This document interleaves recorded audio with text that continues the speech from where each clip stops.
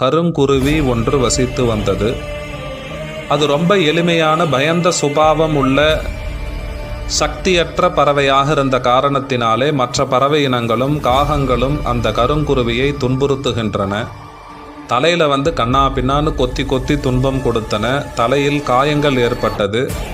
அந்த கருங்குருவியினால் அந்த வேதனையையும் வலியையும் தாங்க முடியாமல் அங்கிருந்து புறப்பட்டு பக்கத்தில் இருக்கக்கூடிய காட்டில் உள்ள மரத்தின் மீது அமர்ந்து கொண்டு தன்னுடைய கொடுமையான நிலையை நினைத்து வருத்தப்பட்டு கொண்டிருந்ததாம்.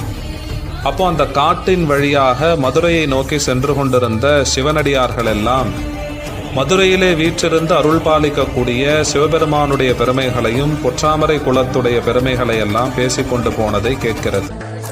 நமக்கும் சிவபெருமான் நிச்சயம் அனுகிரகம் செய்வார் என்ற பூரண நம்பிக்கையோடு அந்த கருங்குருவி ரொம்ப சந்தோஷமாக மதுரையை நோக்கி பறந்து சென்றது. அங்கே பொற்றாமரை குளத்திலே நீராடி சிவபெருமானையும் மீனாட்சி அம்மையையும் தரிசனம் செய்து 3 நாட்கள் ரொம்ப அற்புதமாக இறை வழிபாடு செய்தது. சுவாமிக்கும் அம்பாளுக்கும் அந்த கருங்குருவியின் மீது இரக்கம்